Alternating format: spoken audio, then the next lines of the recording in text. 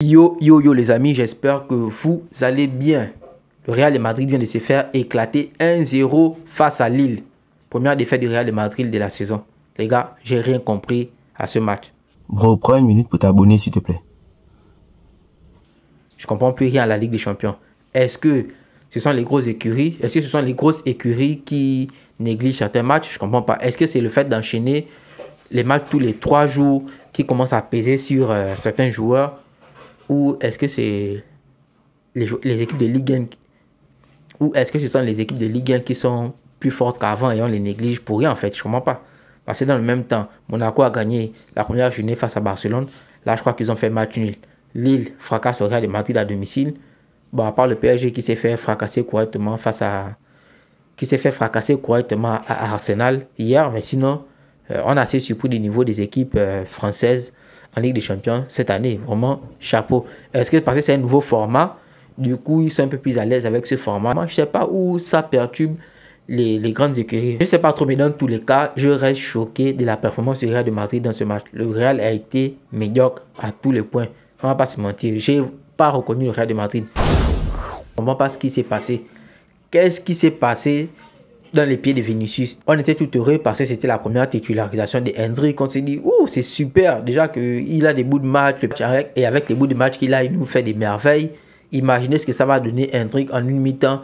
Imaginez ce que ça va donner Endrick en 60 minutes de jeu, voire un match entier. Frère, ça n'a rien donné du tout. Après, pour sa défense, depuis le début de saison, le Real de Madrid ne faut rien en première mi-temps. Je ne sais pas ce qui se passe. Bro, prends une minute pour t'abonner s'il te plaît. Là, je me suis dit, comme Endrick joue, c'est son premier match, il aura à cœur de tout éclater sur le terrain. Et en plus, c'est Lille en face. Même là, ça n'a pas changé, les gars. C'était toujours la même chose. Toujours une première mi-temps sans marquer de but. Ça, c'est un truc qui me dépasse au Real de Madrid en ce moment. On ne comprend rien à cette rencontre. Le Real de Madrid a été inoffensif. C'était vraiment un chat. On avait l'impression de voir un match de Ligue 1, en fait. On ne va pas se mentir. C'était Lille contre Angers, en vrai. On ne va pas se mentir.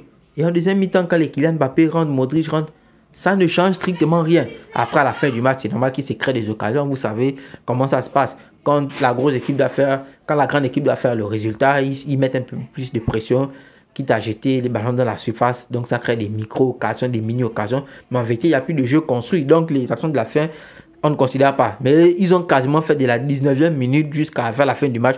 Le Real de Madrid n'avait plus fait de frappe cadrée. C'est terrible. J'ai rien compris comment le Real peut être aussi faible. Ou c'est parce que Rodrigo n'a pas joué que vous êtes devenu aussi nul. Les gars, c'est quoi cette histoire? Bref, dans tous les cas, il faut bien que les grandes équipes perdent de temps en temps des matchs. Il faut que les grandes équipes aussi lâchent des points. Et c'est ce qui va rendre ce championnat intéressant. Parce que vous vous rendez compte qu'au-delà d'être entre guillemets, dans des poules, mais les résultats que vous faites dans les équipes que vous affrontez vont influer sur le classement en général. Donc, les points que le Real a lâchés aujourd'hui, vous voyez qu'à ce moment, le Barça se retrouve devant eux, même dans cette compétition, parce que nous, on a fracassé un 5-0. Expliquez-moi ce match. Kylian Mbappé rentre. Kylian Mbappé qui a terrorisé combien de fois les équipes de Ligue 1, les gars. Il rentre, il n'arrive à rien faire. C'est terrible. Vinicius a tout essayé sur le côté, mais rien, ça ne passe pas toujours. Du déchet dans la dernière passe. Après, le gardien de Lille, ça vous mentir, il a quand même fait une masterclass de performance aujourd'hui. Bravo à lui. Bravo aux Lillois pour leur magnifique victoire. Mais je reste déçu du Real de Madrid. Le Real qui prétend pouvoir doubler la Ligue des Champions cette année. Et c'est en jouant comme ça. Mais on ne va pas comme ça à critiquer. Ce n'est que la deuxième journée. Ils se sont acharnés sur nous quand on a perdu face à Monaco. Mais les gars viennent perdre face à Lille. Donc les erreurs du Barça. Parce qu'en vrai, nous on perd parce qu'on a négligé le match. Et on avait fait tourner l'équipe. Bro, prends une minute pour t'abonner s'il te plaît. On va apporter du crédit aux équipes françaises. Et se dire qu'il faudra faire attention aux clubs français dans cette campagne de Ligue des Champions. Ils ne sont plus venus pour faire de la figuration comme avant. Hormis le PSG qui va continuer à te faire éclater comme d'habitude. Mais les autres ne sont plus là pour faire de la figuration, les gars. Tout le monde veut croquer. Tout le monde veut croquer sa part du gâteau dans le nouveau format de la Ligue des Champions. Aujourd'hui, j'ai rien compris à cette journée.